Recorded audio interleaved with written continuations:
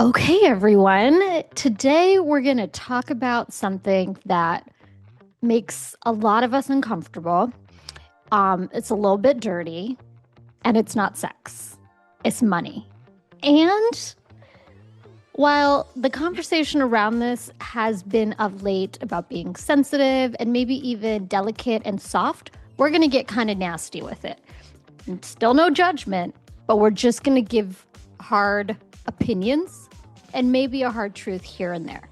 So, getting right into it, Alex, Yep. is there a type of cheating that comes to mind with this topic?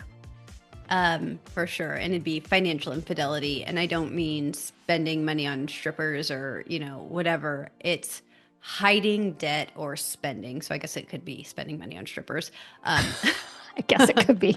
That would be a double layer. Yeah, it'd be a of double layer. cheating. But I'm just saying, this is the truly just hiding your debt or your spending. And I believe it's actually more destructive than physical cheating because it's intentional. And you're doing it without even thinking of long-term repercussions. And you're probably not doing it just once is the other part of that. So It's almost like our culture will support financial infidelity, but not physical infidelity, right? yeah. It's like, Well, oh yeah, but go nobody get talks that about it. treat. Because nobody talks about it. 100%.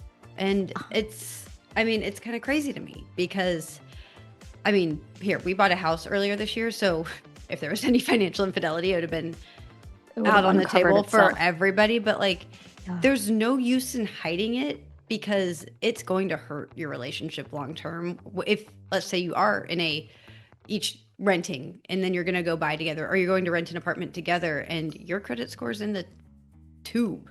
Right. You have to Or explain your debt that. to income ratios in the shitter. Yeah. And Like you can have a good credit yeah. score and have so much debt still, but you just pay your minimums on time. So And you then- might have a decent credit And score. then you're just paying interest on interest, though, and you're a credit card company's dream person. However, I think that this even goes into love languages because people will say, "Oh, my love language is quality time," or "My love language is physical touch." But let's be real, they're saying to spend time with me, I'm also going to go spend money. So my love language is actually liquid assets. I love that actually. I That should be mean- another love language. If we're being real, we need to write a new set of love languages that's For not 2026. Yes. Yeah, and that could be gifts, but it's not gift giving or receiving. It's truly just money in the bank that I can spend. Yes. And it's And- almost like we have a pay to play era of dating where Totally. it's for some people it's so important that that liquid asset love language be there that people are maxing out their credit cards to gaslight a potential partner into a lifestyle Yeah. that they think that they're getting but they didn't actually get. And then there's the other part of it, which is something that I think I've fallen into before, the 50-50 trap, where it's splitting everything 50-50 sounds great, but if both people aren't earning the same income or don't have the same expenses, they might have one person might have children. Hi. Right. Then the 50-50 doesn't work. And there's this idea that the financial rules for all of us are the same, and they're just not. And I can put a personal story in right there because Please do. we were trying to do that kind of 50-50 of everything. And I was feeling a certain type of way about it. Or it'd be if I went to the grocery store, I was buying all the groceries. And then if he went, and I'm buying for me, kids, and him. And when he's going, he might pick up things, but it's not doing a full grocery shopping. And so we had to talk about it because in my situation, and this is not the same for everybody, but there is not another parent who is providing for these kids other than me financially. There's no child support. There's no anything. And so getting into that with Doug, I had to be very upfront saying it's not me and the kids on my income and then you on your income. And so what we've done is we took a certain amount that we each put into an account and everything gets paid out of there. So yes, we're putting 50-50 of the amount in, but everything goes back to the family. So it's like, that's where the mortgage is paid, where all the bills are paid, where all the dinners, all the groceries, because also we're adults that do have lives, we had lives coming into this. And so we're not just combining everything into one, but anything that's for the betterment of our family is paid out of that one account. And there's no secrets about the other stuff. It's just who wants to change every direct deposit they have and every auto pay they have out. Oh, for fun. Especially when we're full-fledged adults who've lived lives before meeting this particular person. It's so complicated. And it's not secretive. Like, again, he has every password. He has a Face ID on my phone. He could get into everything that he ever wanted if he needed to, or wanted to. There's no secrets. It's just, but this way it does still, if I want to go buy him something, I can put it on a card that he doesn't have to see. And same thing. Like, so there's still that element of surprise. But the pay to play thing made me think of a really funny story, by the way. Okay, tell me. The what guys, you say how much it used to cost to get laid, like whether you're going to pay for it one way or another. And it used to be like, what, $200, meaning like, I guess that's how much a prostitute cost, or a first date. Or 2 dates. Like the first date might just be drinks. Oh, it's, I will tell you more about it later. But apparently now, like it used to, I guess, be like $200, and now it's up to like $300. I don't know, inflation, whatever. But it's for like, the girlfriend experience, with not just either sex one, worker, like, or no, like both, like not the girlfriend experience. Like if you just want to get laid, just like you can either pay for it outright, like, and just go get a hooker, sex worker, whatever you want to call them, or you go on 1 or 2 dates, and those cost you as a man about $300, and that's then, so second date you're getting laid. Oh, okay, all right. It just, you said pay to play, and it I couldn't go without no, that's a fair fucking segue. That's like right into what we're talking about. There's also like the silence, right, where people keep secrets about their spending, and I wonder what your take is on that. Is that infidelity? I think that could be more of a lie of omission. So we talked about this earlier today. We did. A totally different context. Totally different context. About lies of omission. But like, again, I think every girl may feel this, like you don't want your partner knowing every Amazon package or package that gets delivered to your house, because, and it's not necessarily that you're hiding it, but like you can get a very little thing in a very big box, or things come in 8 shipments and you wish it would just come in 1. Like, it's not that you're not being that upfront. one. Yes, it's not that you're not being upfront instead of 1. And like, again, everybody has, I don't go to the hardware store or Lowe's or Home Depot or whatever one that he goes to and look at all the tool bits and pieces and shit that's being bought. Tool bits. I don't know. I'm just saying, like, but if I want to have like cute workout clothes because they make me feel better when I'm working out, and I'm wearing them 5 times a week and they're wearing out, I'm going to order new ones as I want them. But also, I'm independent and I support myself. I'm not hiding it, but I'm also not going into debt for it. If that makes sense. So I think it's do I necessarily want to admit how much I spend on my Botox and skincare and clothes? Not necessarily. I'm not lying about it. But if I got some weird DM from some ex-boyfriend that was at like 3 a.m, I'd be like, hey babe, guess what? I would 100%, because that feels like juicy, I don't know, gossip about myself. Like, versus something that maybe I know I emotionally spent, or I spent just because I wanted to. Or I spent because I wanted to, but didn't necessarily need to. Something because there's still a little bit of shame in like when you buy because you want instead of when you need. It's just, and I get it because I've done it. I've gotten, I'm very aware of it now. And again, I don't lie about it. If somebody asks me, I'm like, yeah. And by somebody, I mean, if Doug asks me, that's the only person that can ask. That's going to get an answer. Right. Nobody else should be. No, but it's like, also though, I am the best bargain shopper you will find. Like, you are. There is like almost nothing in my closet that I bought full price. And I'm not saying I go I buy know. used shit. I'm saying I find exactly what I want and I Yeah. wait for it to be a price I'm willing to pay. Girl, And with the dress, the blue yeah, and white dress. yeah. So Found it guys, brand new with tags on Poshmark. Alex was like, "Oh my God, I love this dress that you're wearing." It was on a trip we took last spring, right? Yeah, it was like last spring. And I was like, "Yeah, girl, this is where I got it." And she was like, "Okay." And then she went and found that shit, new with tags, and I was like, "What the fuck? I spent 3 times that." I mean, but you got to wear it well before I did. You got to wear it in its original season, probably. I had to wait. I mean, I'm it's just not that trendy. It's, no, but it's a great. you know, But also like I'll pay more for something that I know is a long term thing. Like that's fair. that's not going to go out of style. I can always wear that on vacation. I can wear that in summer. Like it's a multi use thing. However, the trendy shit, let me tell you, that's where I go to Target and Amazon because I'm not spending a lot on trendy shit. And I think Right. I think when people do, that's when they are spending to spend and be irresponsible. But we've kind of probably gotten off track a little. That's okay. Okay, I was going to get into something about when, and I'm going to skip it, but I'm just going to address it. So I was going to get into something about when you have like a partnership and one person is the budgeter and the other person is the spender, and it feels like someone is parenting the other one. But I actually want to talk about something else, and Okay. that is the friend who is the coin counter. Oh. They're not counting their coins.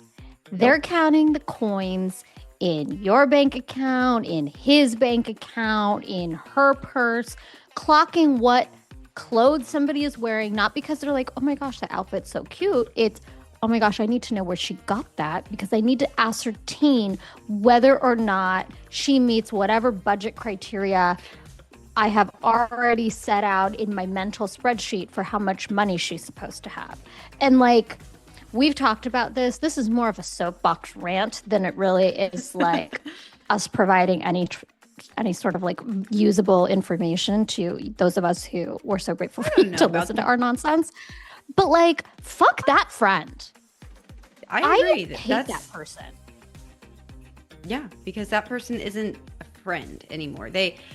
But that comes from, I think, so much insecurity within themselves. I'm gonna use the therapy of it, but like they're doing it because they feel valued by their shit and how much they have or can spend or whatever, and they want to know if they invite you to a fancy ass vacation that you can go and they don't want to feel responsible for you on that vacation.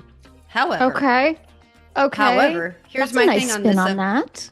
It is. However, the wealthiest people that I know don't flash it like that, and they're not asking about that, and they're gonna invite you, and they will pay your way if they want you there. They're gonna pay. I'm just saying, but I mean, those are ultra wealthy people. Or like the friends who do have enough money to do whatever they want, but they just don't waste money on ultra luxury, meaning they're fine with the 4-star hotel. They don't need the 5-star hotel. They don't want to spend that much more, and not because they don't have it, but because that's not what they value. And that's, I think, the problem. If that's a value alignment issue, because, and also Preach. Dupes right now are so in. And I'm not talking, I know that in our day, they were all called knockoffs, but now they're just called. And we bought them in a back alley. Okay. Yeah. And now they're just we didn't buy them on the fucking interwebs, guys. No, because that didn't We had to go like merch exist. around, potentially risking getting arrested. In Chinatown in San Francisco, and you'd be like, "Oh, this is cute," but do you have the ones that actually look real? Right. Right. Right. I don't want the G's that don't look like G's. I want the G's that look like G's. Yeah, I don't want the CGs. I want the GGs. The GGs. Yeah, exactly. But now dupes are a great thing, and like people are like, "I love that you didn't spend that." Like, but also it doesn't fucking matter. Like, if you want something nice and you can afford to buy it, do it. Please don't go into debt or whatever for the YSL purse just because it's great. Wait until you can afford it, and in the meantime, go get a dupe. Because get that dupe, girl. Nobody cares, and people who do care are not your fucking friends. No. And you don't want to be friends with them. And if they're that worried about you, girl, your real friends will be like, "Yeah, this is a fucking fake." Yeah, and they'll be like, "And here's where you get one." Yeah, who cares? So, next up, we're gonna do confessions of the financial sort. So we have asked our friends to give us some of their best and worst, but mostly worst financial related confessions. And And these were from any age, so it doesn't have to be something that yes, was recent. And right. I think we each threw one in there too, and Yes. we will also not say which ones are anybody's No, or ours. So don't even don't ask even us. ask. It's Don't never even it's ask. the secrets are sealed. Yes, in the vault. Now, we are going to each read one to the other, and the other person's job is to provide feedback as to whether or not that confession is valid or delusional. And Sorry. we're going to do each one in under a minute because no nuance allowed. Alex and I love nuance, and we can't have it today. We Not really up do. in here.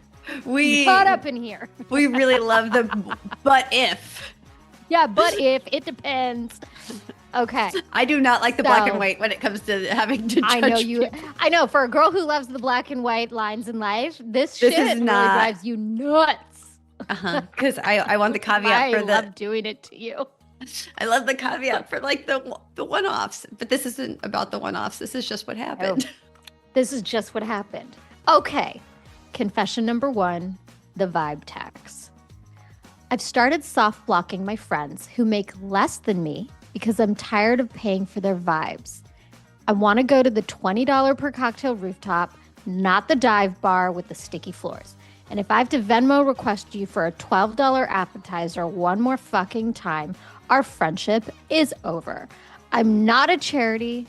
I'm a person who wants a nice dinner. Valid or delusional? Valid. Valid. Yeah. Okay. Can you sum it up in a sentence? I think that it's that friendship is a luxury and I'm tired of subsidizing. Oh, girl, that was good. That was real good. All right. I feel like we should take the minute, though, and make it for reading it as well, because we're crushing this. Okay. Yeah.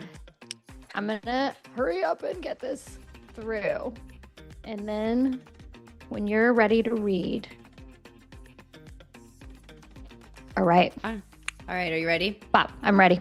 Confession number 2, the main character bailout. I'm $40,000 in credit card debt, so I did what any rational person would do. I booked a 10-day healing trip to Bali. My logic, I'm already in a hole I can't climb out of, so what's another 5K? I deserve to win, and honestly, the photos are going to make me look so successful that I might actually manifest a higher salary. It's an investment in my aura. Valid. Delusional. Sorry, I was supposed to wait for the question. It's Delusional. it's so fucking delusional. Like, I mean, that's basically doom spending. Like, okay, well, my world is coming to a crashing fucking end. So, cool. I guess Yeah. I'm just going to keep drowning. Like, girl, you're drowning. And now you're like, let me go to the beach to drown some more. Like, I want to drown in some salt water. Please stop. yeah, that is not self-care. That is financial nihilism. Crazy. It's Okay. It's insane. It is actually insane. And it's not self-care either. Be so serious right now. It is. You know, not. somebody is like, that's self-care. Is Oh. it? No, ma'am. Actually. I probably know that person that would say that it's self-care. You do know that person. 100%. Okay. I hope that person has grown up since now, or since then. I want to believe that they have. We're going to put that positivity into the Air For them. Force. Okay. Into the universe. Wow. All right. Military on your mind. I guess, but it's like not the one that we know. Fucking chair force ass. Anyways. I can't. Confession number 3. The head in the sand strategy. Oh, fun. Ironic. I haven't logged into my student loan portal since 2022. I don't know the balance, don't know the interest rate.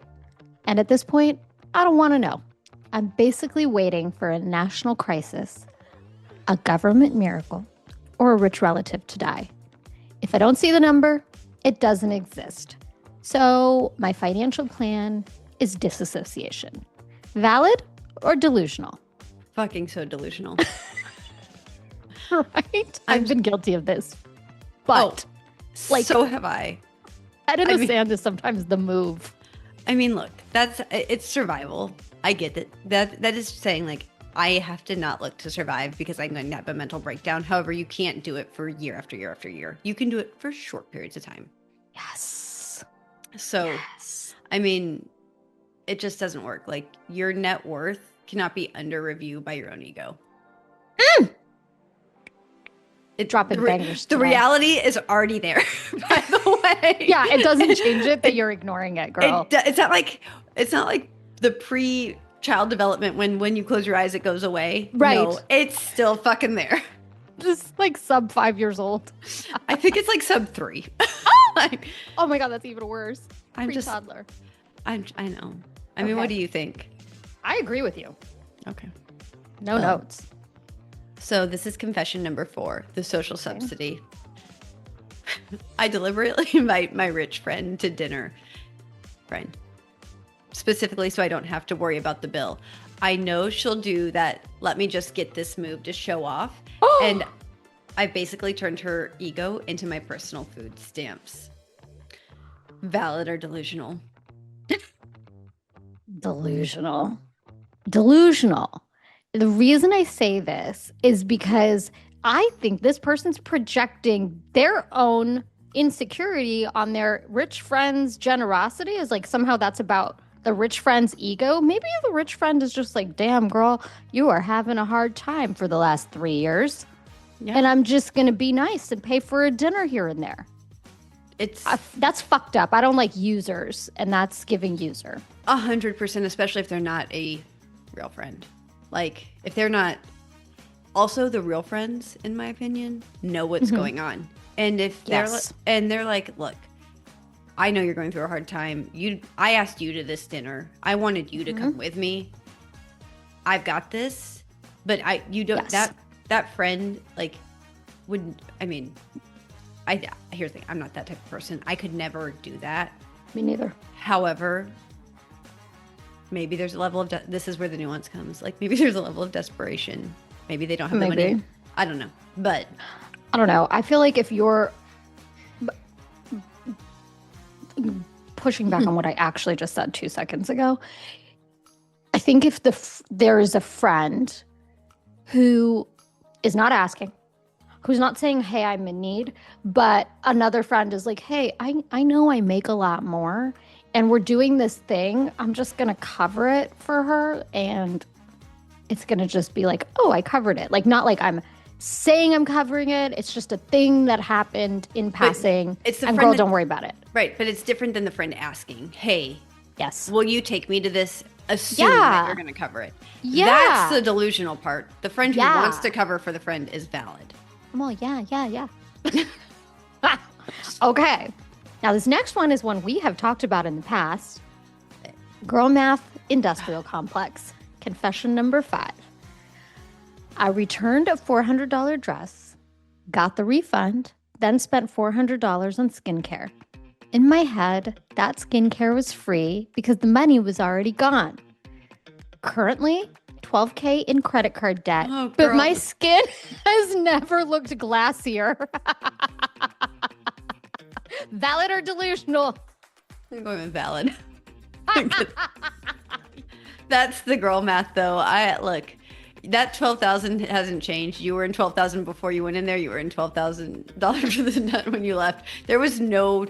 You weren't going to use that money to pay down that debt. She wasn't going to pay down to $11,600. Nope, she wasn't. That money had already been spent. It was gone. Look, I get to have fun with this one. It's valid. Yeah, it's valid. Go for it. Have fun with it. It's valid, and we're saying girl math is just a rebranded gambling addiction. She just took her marker. She just took her marker with her glowing skin. Girl math is rebranded gambling is awesome. I mean, but like the skin glowing, maybe that's how she's going to get her next man to pay for something. I don't know. Okay. Maybe she's going to go influence get the bag, shit. I guess. Look, girl math, I can do this for a while. I know you can. But especially when it comes to skincare, because that is an investment in your future. This is true. If we had gone down the road, if this was saying I took If it was something other than skincare, what if it was nail care? That's got to go if you're in $12,000 worth of debt. Okay. All right. So it's just the skin. That's the only one. Because it's going to cost you way more later. Well, then whoever wrote confession number 5 is lucky because you just gave them a pass. No, I wish it was me. For them. Well, same. Okay, confession number 6, the resentment roommate. Okay. My partner thinks we're saving for a house, but I've secretly been spending my half of the savings on designer resale and high-end takeout while they eat ramen to really get us there. I'm not even planning on staying with them for more than another year. Valid or delusional? Oh my God.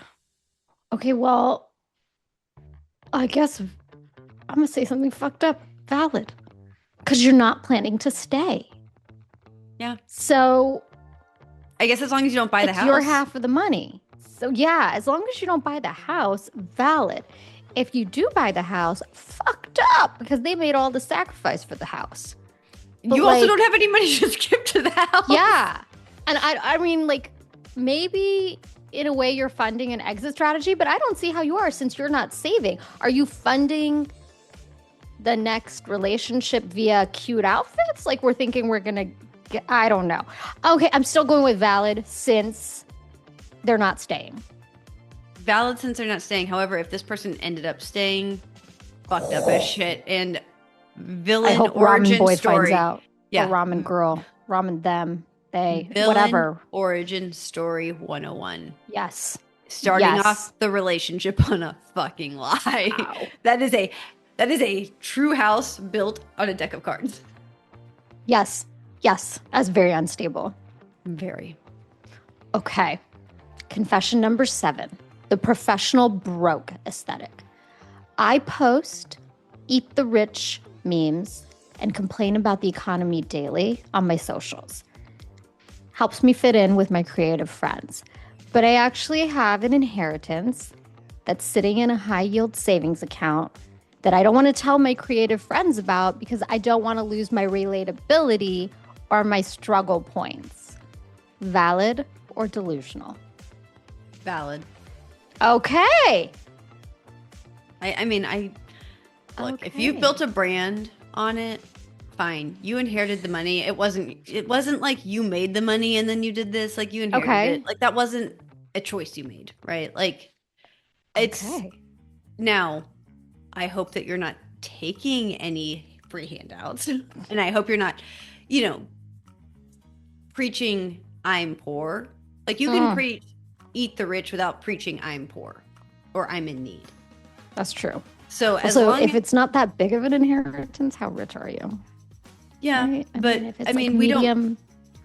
But I can, but that's also, you can still be struggling day to day with money in the bank, meaning that's long-term money that you really shouldn't be touching. So you're being smart with your spending and struggling day to day and living paycheck to paycheck. So that's true. I don't really have an issue with this one at all. I just I don't. So it's not cosplaying as working. No, I don't think so. But now here's the thing: if you're also door dashing every meal from the high-end sushi restaurant while you're saying, then we have it. But if you're kind of living the life, you do you. Okay. Don't touch it. Don't touch that high yield savings. Leave it alone. Oh, yeah. You're always going to get that advice from this financial professional. Just leave it alone. All right. The last one. Confession number 8. The identity theft, but self-inflicted. Okay. So I let my boyfriend put his car loan in my name because his credit was a jump scare. He had missed 3 payments. My score dropped 120 points, and now I'm staying with him because I literally can't afford to pass a credit check for a new apartment. I'm a financial hostage in my own relationship. Holy shit. Delusional that is... Or valid? Oh. I don't know. It's valid Which delusion. valid delusion. It's valid. Yeah. It's valid delusion. Like, I feel so bad for this person, and we should have seen it coming because the shitty credit score couldn't qualify for a car loans are pretty easy to qualify for. And we need to take his name off of this loan, get that car, start paying it. Girl, now I'm just giving advice. I don't like it. This relationship is terrible. It's toxic. Please get the fuck out and take the car with you. It's not a partnership at all. Get the car repoed. I don't give a shit. I know it'll fuck up your credit, but your credit's already so fucked. Yeah, there is. I mean, but you shouldn't. I mean, again, advice. You shouldn't get it repoed. Not a good idea. Let's not do that. Let's not do that. Okay. We don't buy things with people that we're not engaged to or married to, and have a full financial background check, due diligence. Yes. Correct. In this day and age, in this era, look, we must. And if you're ever going to finance something for somebody, you better show me the collateral on the other side as to why you're willing to risk your financial self for that person. Like, is the sex really that good? Because I guarantee it could be better with someone else who can pay their own fucking car payment. Who can pay their bills with a better credit score. God, oh my gosh. Okay. That was such a great closer, by the way. You nailed it. Let's get to our final segment, which we haven't done a whole lot of recently, but we're bringing it back. As you should versus as you shouldn't. On this one, you do miss these? Okay, well, we're going to do several. We're going to do four each. 2 as you shoulds each and 2 as you shouldn'ts each. This is going to be a little bit mean girl, but there's a goal. There's financial literacy. And some hard truths that maybe you need to hear because you're either the user or the usee. Yes. And we're just going to give these to you fast, furious, no context. All right. We're going to start with the as you should, though, correct? Yes. Let's do it. All right. As you should, gatekeep your energy from the friends who forget their wallet every time the check comes. They aren't forgetful. They're subsidized by your kindness. Cut the fucking scholarship. Yes.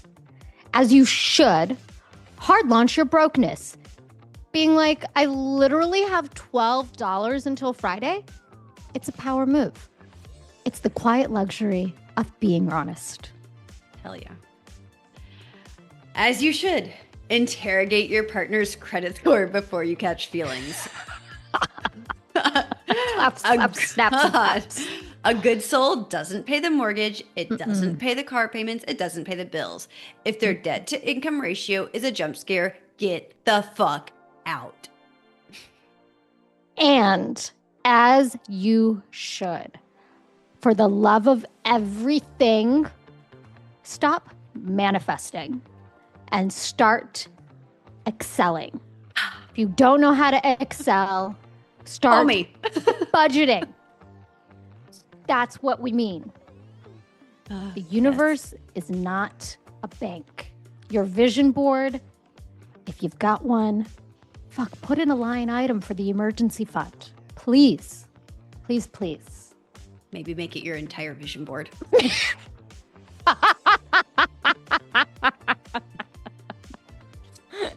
And on to as you shouldn't. And these aren't even as you shouldn't, but probably will anyways. These are straight up as you shouldn't, period. But they're as you shouldn't, but probably have in the past. So don't fucking keep repeating the same mistake over and over and over. That is insanity. That is not growth. Correct. That is not healing. That is running into a wall. It's not self-care. It's not self-love. Just, I mean, if you need somebody to tell you straight, here we are to do it. So just don't do it anymore. Love yourself enough to say, I'm making these mistakes and I'm going to stop. Yes. So on that note, or as you shouldn't. As you shouldn't. Okay. Yes. As you shouldn't do spend because you're depressed. Buying a $3,000 couch or going on that $10,000 vacation will not fix your inner child. You can get a lot of therapy for that price, by the way. It just gives your inner child a place to cry while being chased by debt collectors. And they will even find you in Bali.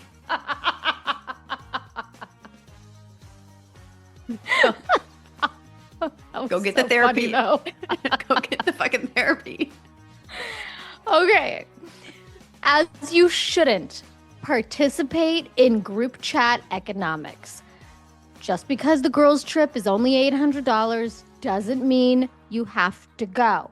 Stop financing your FOMO. Because I can't afford it is once again a power move. In fact, it's the power move of the year 2026. 100%. I've done it. It feels really good. I mean, it sucks to miss out, but it feels like you've taken a little bit of power back, and Free. You know you're not going to be worrying about that anymore either. I know we're not supposed to be talking about them, but you're not going to be. But also with the right girlfriend and girlfriends, they'll just delay that trip until it's better for everybody. Okay. Right. Or they'll come to you. That part. Thanks, friends. It's a whole thing. Anyway, second to last. Mm-hmm. As you shouldn't use late stage capitalism as a personality. Yes, the economy is a dumpster fire. Yes, houses are fucking expensive. But you're using it as a smokescreen to avoid looking at your Uber Eats history. It's not healthy. It's not good for you. Not everything is falling apart. Stock market's actually up. Stop looking at everything as a doomsday scenario. Otherwise, your credit score will be your doomsday. Well, snaps. And last but not least, as you shouldn't, lie to your therapist about your spending. You're paying $150 an hour. Be honest. Don't pretend you're stressed about work when you're actually stressed about the Affirm payment for your Botox. And P.S., check your bank account daily. Daily. And your credit card transactions daily. Because if there's fraud, you want to know now. Facts. So, in sum, guys, if this episode made you want to block us, you're our target audience. Your anger is just your bank account trying to tell you something. Stay mad, but stay solvent. Or don't, you know? Live in denial, be delusional. I mean, that's your choice. That's fine. Just please keep listening to us, please. But also, don't bring your friends into it. Leave your friends out of your own self-destructive behavior. Please. Please. Please. Thanks. Stop.